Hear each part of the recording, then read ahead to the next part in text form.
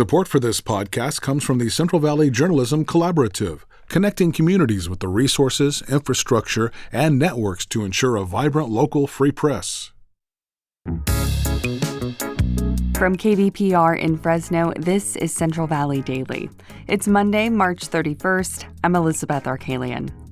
Right now, a state agency is considering changing how we manage toxic waste in California.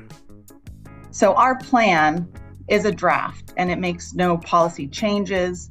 Instead, it's starting this important conversation about how California can manage waste. We will dive into some details in just a few minutes, but first, a check of the news. Thousands are expected to turn out for a march today in Delano. It's part of events being held for Cesar Chavez Day. Organizers with the United Farm Workers Union say they're expecting close to 5,000 people to turn out. The UFW was co-founded by Chavez. Union leaders say this will be the largest march of union workers since President Trump returned to office. They also say the march will denounce deportations by the Trump administration as attacks on immigrant workers. California snowpack levels are slightly below average this year, according to the state's latest snow survey near Lake Tahoe. CalMatters' Alistair Bland explains what this means for the state's water supplies. State snow surveyors with the Department of Water Resources took readings late last week at a mountain site just south of Lake Tahoe. They reported snowpack levels 90% of average across the Sierra Nevada and Southern Cascades. These readings are important in California, where about 1/3 of the water most years comes from snow. Even though these snowpack levels are slightly below average, reservoirs across the state are well above average, which has California entering the dry season with ample water supplies. That was CalMatters environment reporter Alistair Bland.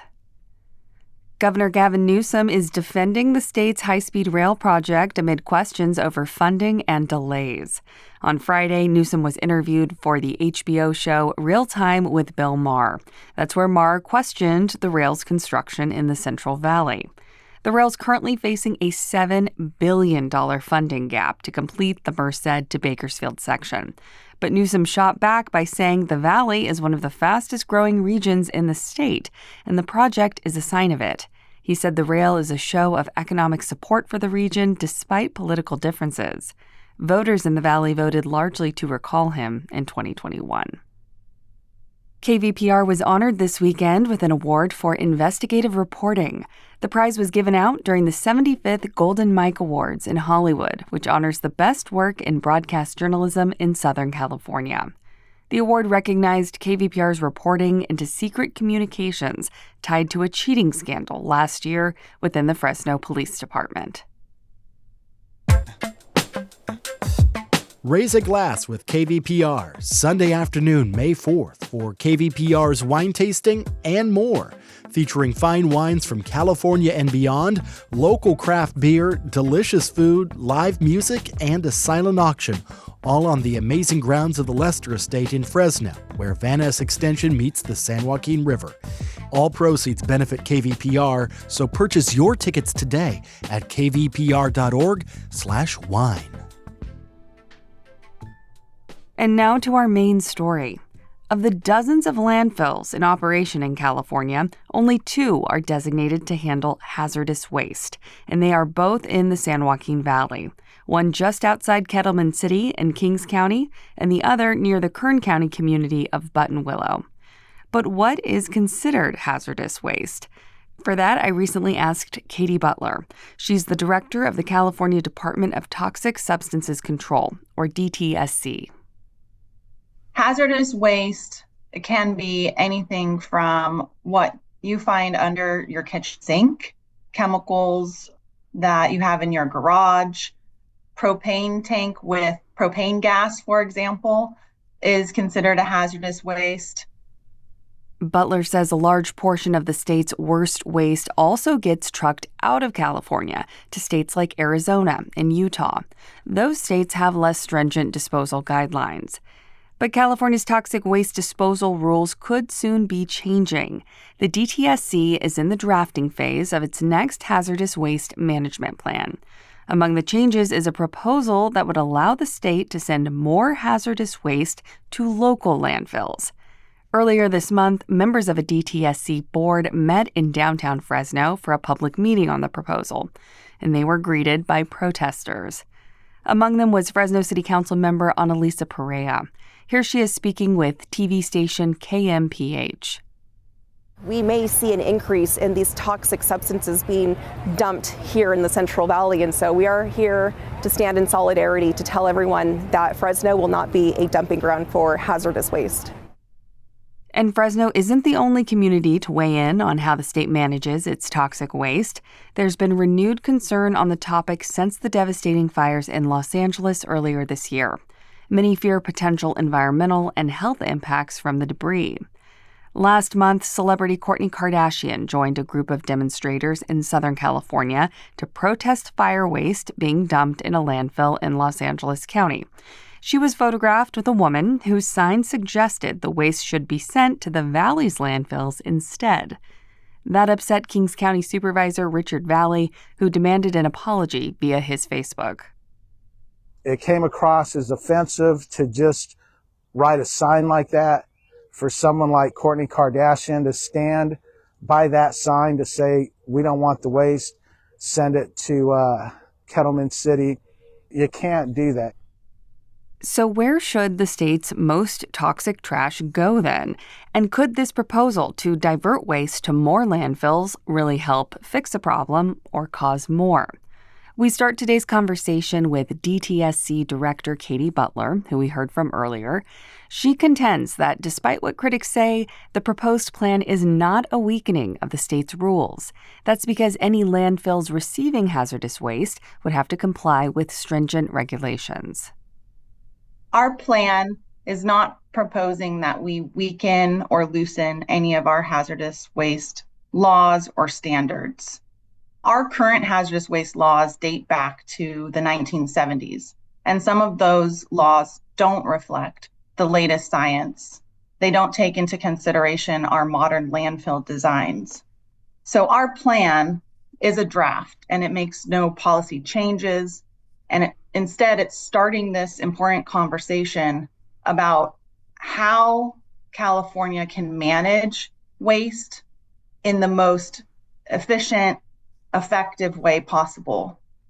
And one of those proposals we're recommending is to consider alternative management standards for contaminated soil. And we did receive a lot of feedback on this proposal at the first hearing, where folks are understandably concerned about more contaminated soil that meets our California hazardous waste standards going into municipal landfills instead of the hazardous waste landfills that we have in the state.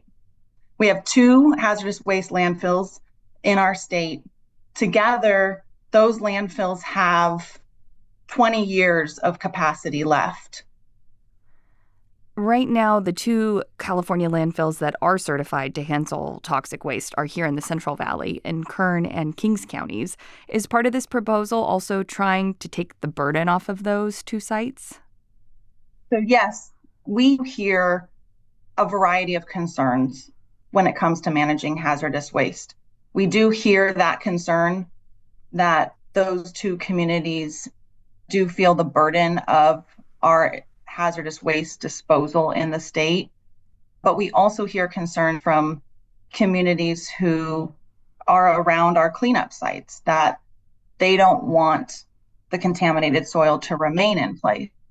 So we hear often competing concerns, and it's our responsibility as the regulators, as the government agency overseeing hazardous waste management, to look at the system holistically and determine how can we best manage hazardous waste that is protective for all communities and minimizes the vehicle miles traveled, for example, the truck trips that it takes for the contaminated soil to be disposed of, and also creates more access in our state for disposal. That was my conversation with Katie Butler, director of the California Department of Toxic Substances Control. As we mentioned previously, there are differing viewpoints on this issue. Not everyone feels as optimistic about the DTSC's proposed changes. And will this new proposal make things better? No. It's not designed to make things better, right? It's designed to deregulate hazardous waste in California. That's environmental advocate Jane Williams. She leads the nonprofit California Communities Against Toxics, and she's one of many voices opposed to this new plan.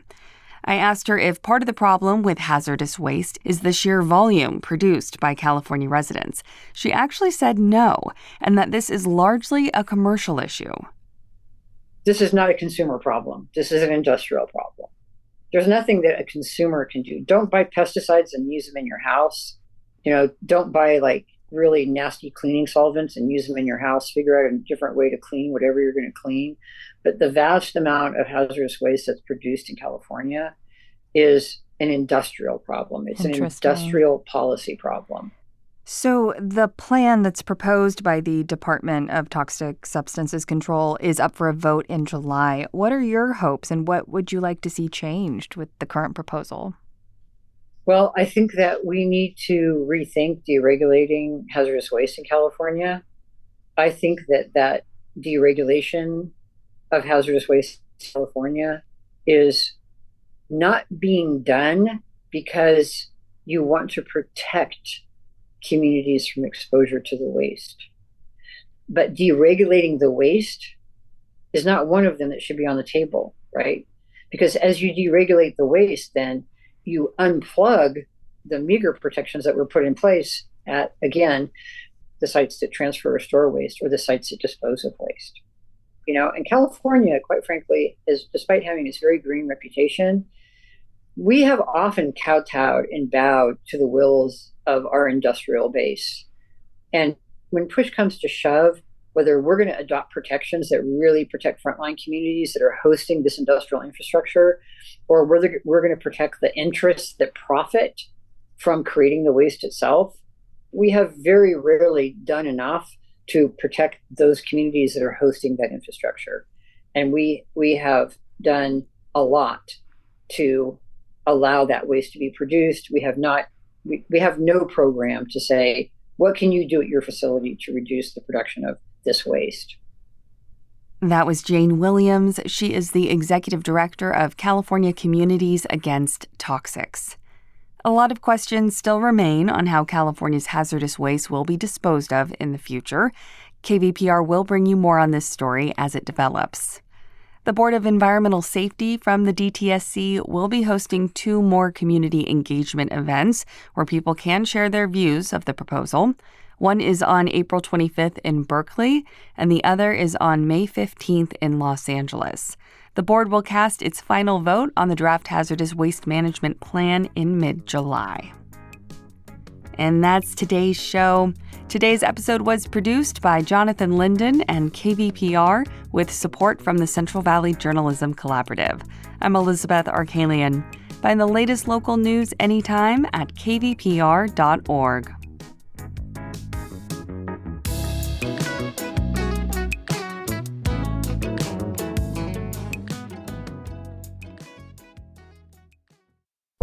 Each morning, it's a new opportunity, a chance to start fresh. Up First from NPR makes each morning an opportunity to learn and to understand. Choose to join the world every morning with Up First, a podcast that hands you everything going on across the globe and down the street, all in 15 minutes or less. Start your day informed and anew with Up First by subscribing wherever you get your podcasts.